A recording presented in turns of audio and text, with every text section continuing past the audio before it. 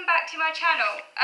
In today's video, I want to carry on reviewing The Meaning of Anxiety by Rollo May from where I finished off last week. Just before I start the video, one of you mentioned a couple of weeks ago in one of the comments some things that I should do to, I don't know, it was suggested that it would be something that's good. So for me to do. So I'm going to take his advice on board. I wanted to thank you all for all your comments. I should remember to thank you for your comments. I'm still getting used to this new YouTube thing. But yes, but I do really appreciate all your comments, and obviously I do read all of your comments and everything. Sometimes a little bit slow to read them because, you know, other things get in the way, but I will always get to your comments. Even if there's a lag by a couple of days, I will get to them eventually, and I will try and reply to them. So I do read all of your comments. And also, he also mentioned that I should remember to remind you to press the like button, because that's to do with the YouTube algorithm or something. I don't really get the YouTube algorithm system myself, but yeah, apparently if you like the video, I think it comes up higher on it. It's more available for others to see or something like that. So yeah, so that'd be great if you could like it, and also to subscribe if you haven't done so already, and to press the notification bell, and that will alert you to any new videos. Okay, so with that all done and dusted, I'm going to move on now to carrying on the review. An interesting part of the book is where Rollo May talks about maturation in the development of anxiety. Anxiety is connected to the developmental process. And he argues that specific fears only appear when there is a capacity to objectivate or discriminate between specific objects in our environments. And then, and this is on page 96, and then, to quote, with the development of a child's imaginative abilities, fears become increasingly concerned with imaginary dangers. And I thought that was quite interesting, because I think it's likely to be quite different for autistic people. Certainly for myself, this is very different, because I never had any of those so-called imaginary fears. I was never scared of the dark. I was never scared of monsters under the bed. I was never scared of lions or any other creature that doesn't exist in the UK. All of my fears have always been very reality-based, have always been very much connected to actual experiences. And I'm wondering whether this is common among also. It might just be, I mean, obviously all autistic people are different, so there are bound to be autistic people out there who do have these more, quote, irrational fears, like fear of the dark or getting lost or things like that, but I never had those fears as a kid. So I'm wondering whether it could be connected maybe to the differences in autism connected to imagination and stuff like that. And it's also mentioned that the awareness of one's own status as compared with others leads to fears of loss of prestige, ridicule and failure. Now again, I didn't have that fear when I was growing up as a kid. I didn't have these worries about other people's status and how that would affect me. As an adult, that has changed somewhat, in that I would say that now that has started to affect me to some extent, particularly when I'm around other autistic people who I kind of see because they're my peer group, and in a way that say non-autistic people aren't. And as I got older, like in my teenage years, I did start to become more aware of other people as existing entities. Before my teenage years, I was completely oblivious to other people. As far as I was aware, other people didn't really have minds or existences of their own. I was literally, basically I was mind blind, I guess is the word for it, right up until my teenage years. And I think that was part of the reason why I didn't have my behaviour could be at times quite inappropriate, and because I lacked the awareness, I totally lacked awareness. I mean, it's quite shocking when I look back how vacant I was in some respects. I just didn't have any understanding of what was rude or what was polite, and consequently I ended up irritating people, mainly my peer group, and that was probably part of the reason why I didn't make many friends. I couldn't really make friends properly, or at least not maintain them. But sometime around my teenage years, I did start to become aware that actually people did exist, and their minds did, and that they did have minds of their own. I came to understanding very, very late, and when that did click, I was like, whoa, I need to rein in my inappropriate behaviour. I became aware that this could upset other people. I didn't want to upset other people. I became aware that I needed to basically try and be respectable and try and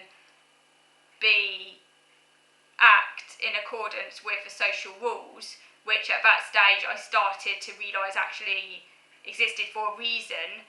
It's very late awareness, but obviously what I did come to that understanding, but the problem is that they still don't come naturally to me, so it's a very mechanical display, a kind of imitation, a kind of masking, I guess you could call it. I don't really understand the social rules, but I do now understand that they are important, so I try as far as I can to follow them, and I have developed more of an awareness of other people, and more of a sort of, maybe I think probably I have developed a bit more in the way of empathy as I've grown older. My empathy is still not great. I am still very egocentric, but I have developed more empathy as I got older, and I think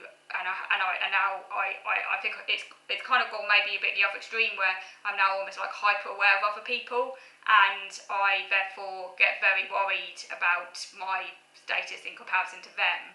But I didn't have that at all as a child, so developmentally that just didn't exist for me back then, which probably spared me a great deal of anxiety actually growing up. So I didn't. Another interesting fear that Rolla May mentions is stranger danger, which in typical children develops around 8 to 12 months old. And that's because the child around that time has learned to put together observations, so it recognises mother and familiar objects. It sort of learned to put together, its observations into like a coherent whole, and to become aware of like mother and things like that. And again, I never had stranger danger. It didn't develop for me at all. I didn't have it at all. No stranger danger was not there. My mum, because I was my mum's first child, well, my parents' first child, I should say. I don't think I really understood like how odd this was, but later on my mum said, because my mum recollecting it, she was like, well, it was quite remarkable how little fear I did have, but I think that she thought that's quite a good thing, because obviously like a child that isn't scared or anxious, a happy child, isn't going to really be causing their parents any problems. They're going to be like, oh, it's only just a happy child, you know. But actually it's a bit odd when you think about it that I didn't have any stranger danger, because that is actually supposed to develop around that age. So that's normally what maturation leads to. And culture also makes an impact on a growing child, and I think that's less in evidence in autism, because culture just doesn't make such of an impact, at least not until we get older. As I said, it mentions the irrational qualities of children's fears. That's typical children's fears, and my fears have never been irrational, they've always been reality-based. Okay, I'll take them to extremes. On my fear of illness, for example, definitely take extremes, but the fact is it is still a reality-based fear. It's not something like a fear of ghosts or a fear of something under the bed. I've never had those fears.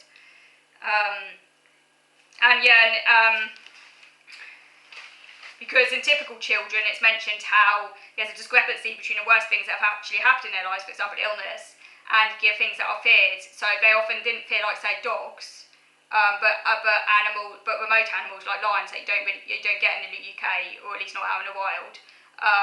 Whereas I was never scared of those things. I was scared of dogs. That fear developed sort of around 4 or 5, that sort of age, because a dog once barked at me. So again, it's all reality based. I was never scared of being alone in the dark or being lost, never. Interestingly, one of the biggest fears reported was the fear of ghosts and witches in the book, and I never had that fear at all. I've never been scared of ghosts or witches. I've never had imaginary fears.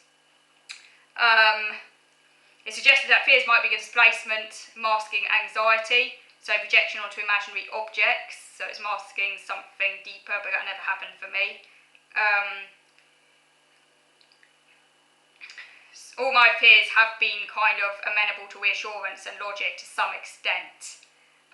If I can understand the logic, that does help, whereas obviously if it's an imaginary fear, then that tactic doesn't work.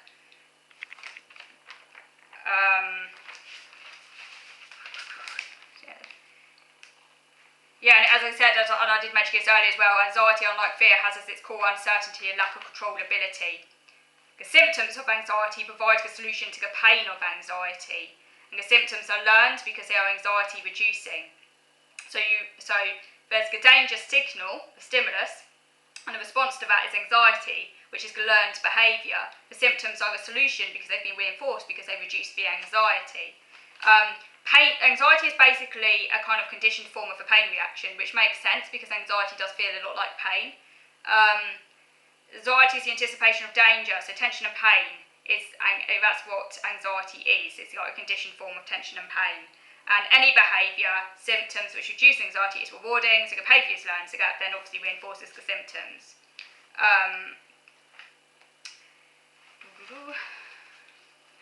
And then an interesting psychologist is cited, someone called Otto Rank.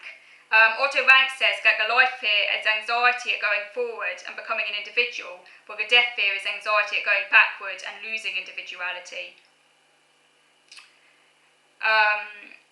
And he talks about individuation and that life is an endless series of experience of separation. And I thought that was quite interesting, the ultimate separation obviously being death, but life itself is an endless series of loss and separation. Anxiety is the apprehension involved in separations, the breaking of unity with or the dependence upon the environment. And there's anxiety if you refuse to separate from the immediate position of security, in case one loses your individual autonomy. So the anxious person, you don't want to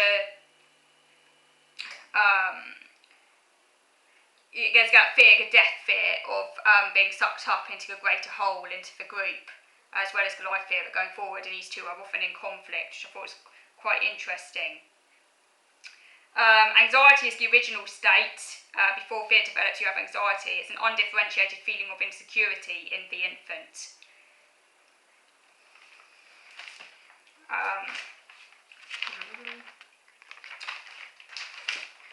Life fear is anxiety at every new possibility of autonomous activity, the fear of having to live as an isolated individual, and such anxiety occurs, according to Rank, when a person senses creative capacities in themselves, and this could lead to a new form of relationship with others and a new integration within a self.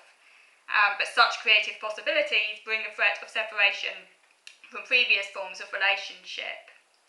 So as I say, there's anxiety going forward at becoming an individual, but there's also death fear, which is the anxiety at going backward and losing individualities, where you become swallowed up in the whole. So there's a real tension here, where you're both scared about going forward, but you're also scared about losing your individuality as well.